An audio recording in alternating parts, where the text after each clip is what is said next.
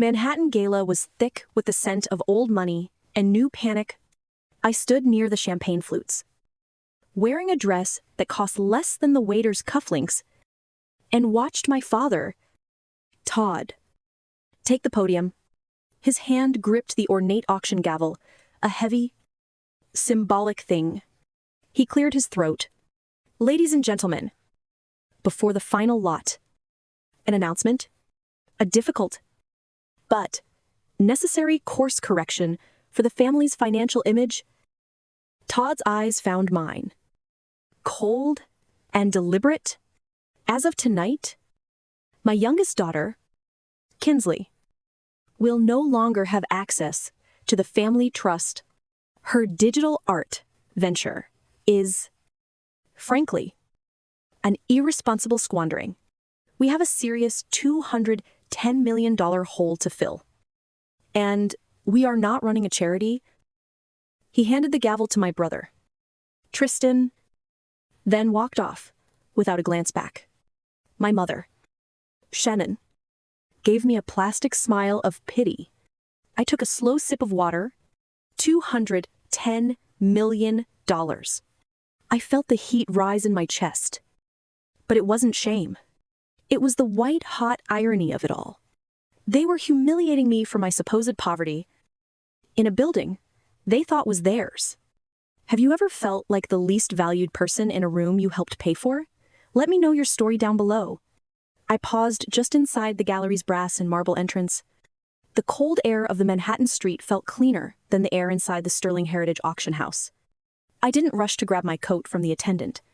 I wanted them to think I was stunned, hurt, defeated.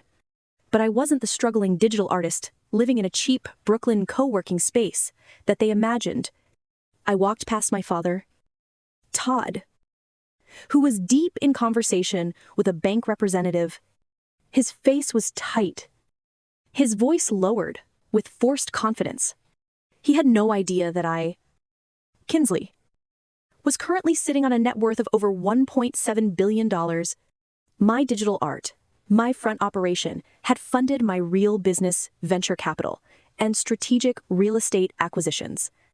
I had been planning this for years. In those long nights in that cramped Brooklyn space, the space they scoffed at, I built Vanguard assets. I invested in the intangible tech startups, digital infrastructure, intellectual property, while they obsessed over tangible assets, failing oil paintings, and antique furniture. I was multiplying wealth in places they couldn't even see on a spreadsheet. The irony of Todd's public statement earlier was almost cinematic. He talked about a $210 million hole. What he didn't know was that 2 years ago, when his disastrous NFT venture nearly collapsed, Sterling Heritage, I had stepped in not as his daughter, as a predatory investor. Using a shell company, I secretly purchased the $350 million Sterling Heritage auction house building itself, the grand, neoclassical headquarters. The foundation of their generational pride was mine. They weren't the owners of the legacy anymore. They were my high-profile tenants. Every month, their hefty rent payments went directly into my corporate accounts. Every meeting they held, every gilded, ornate gavel they raised was happening in my building. I had saved their legacy, only so I could own it. It wasn't vengeance. It was the purest form of strategic control. I endured their mockery because my silence was the perfect cover. I retrieved my simple wool coat, nodding politely. Thank you for the wonderful evening, Father, I said, my voice cool. Todd merely glanced at me, distracted. Yes. Well, think about what I said. Kinsley, it's time to grow up and get a real job. Oh, I plan to, I replied, and walked out into the crisp New York night. I let the door close quietly behind me. The shame they wanted me to feel was now the key to my final operation. They thought they had cut me off. They had only just handed me the scissors to cut the cord entirely.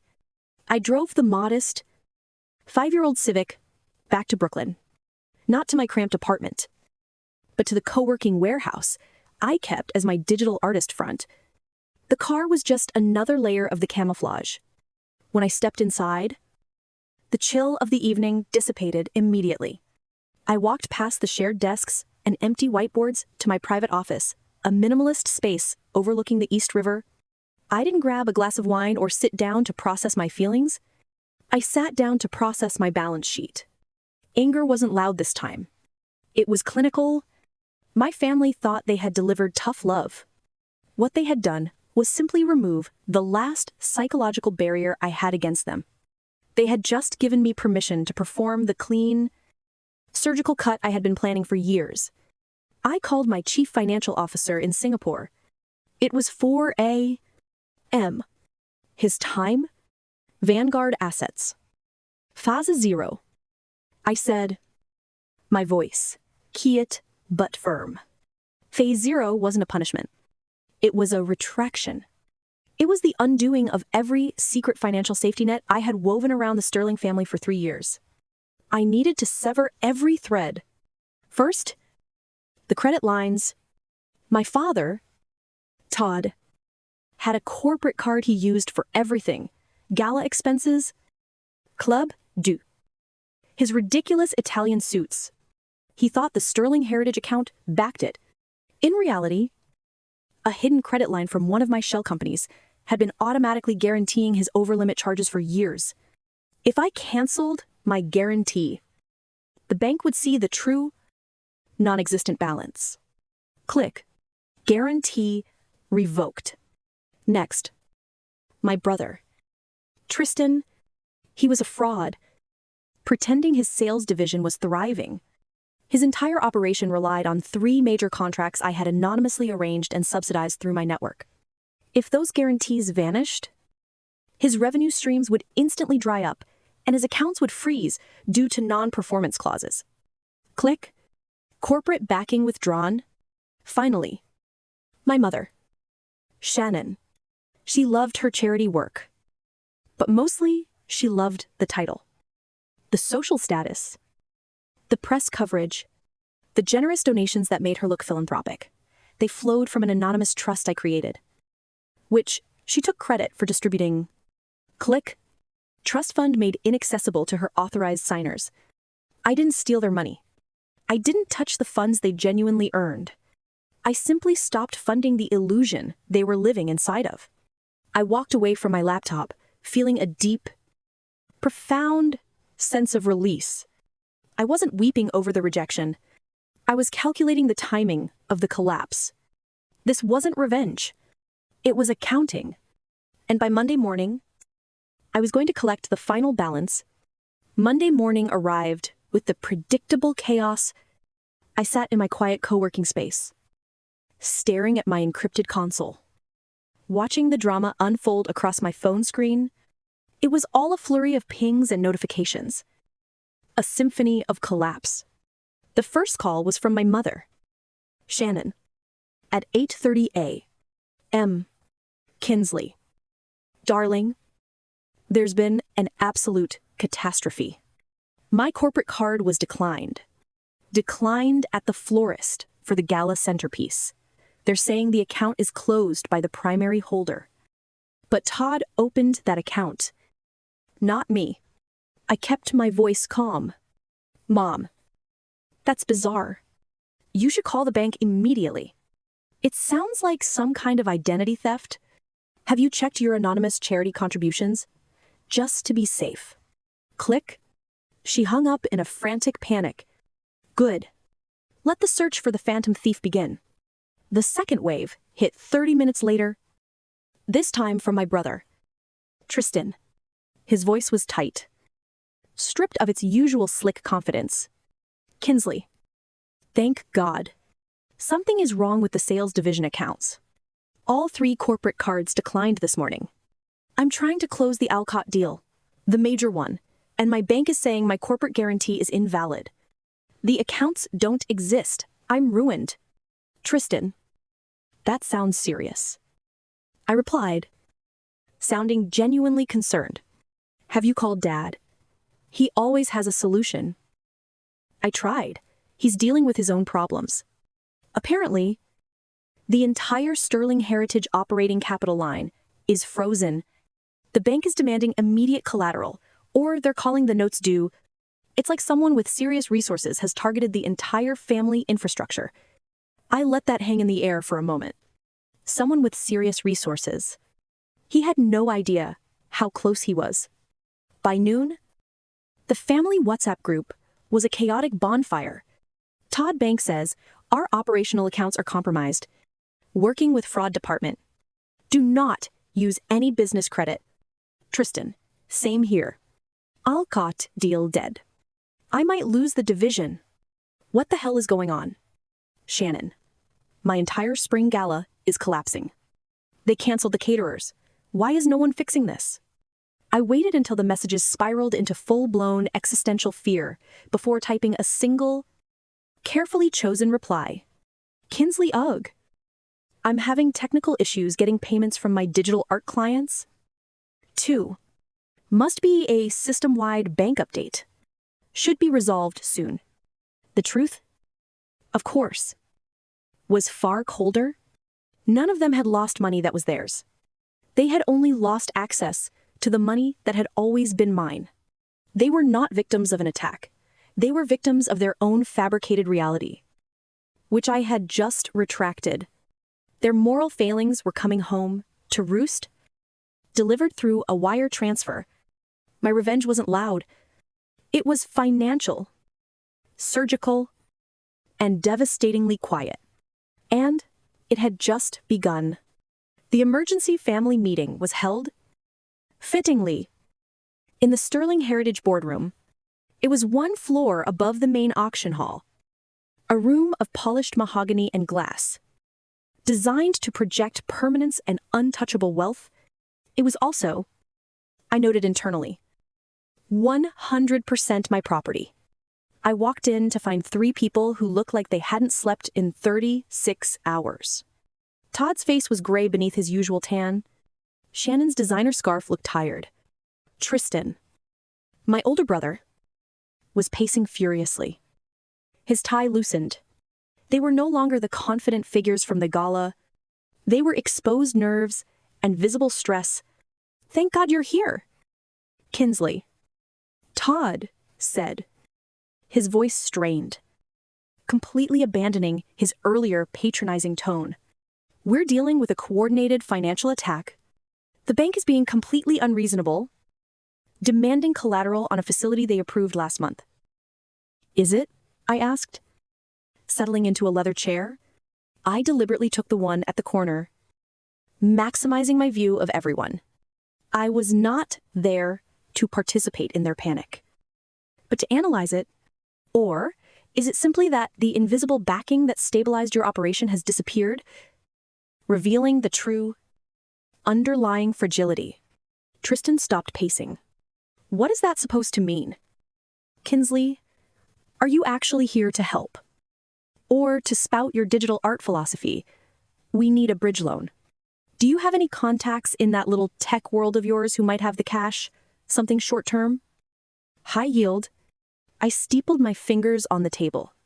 You're asking the wrong question. Tristan, the issue isn't the loan. The issue is why you think this kind of panic is inevitable. You've defined your worth by physical, tangible assets, a gavel, a building, a bank account balance. That's why you're collapsing. Todd scoffed, reaching for a pitcher of water. Here we go. Art school philosophy. It's not philosophy. Father, it's an economic concept. It's the scarcity mindset trap. I explained. Watching them, you are trapped in a zero-sum game, measuring success linearly. You saw the Sterling Heritage building as the only source of power. You measured my success, my $1.7 billion of net worth, against the price of an oil painting. What did you just say? Shannon whispered, her voice barely audible. I continued, ignoring her. Because your world is fixed. If the market dips, your power shrinks. You never invested in exponential growth. You only sought temporary patches. This mindset is why you didn't see me. And it's why your business model is obsolete. You couldn't fathom my success because it didn't look like your version of wealth.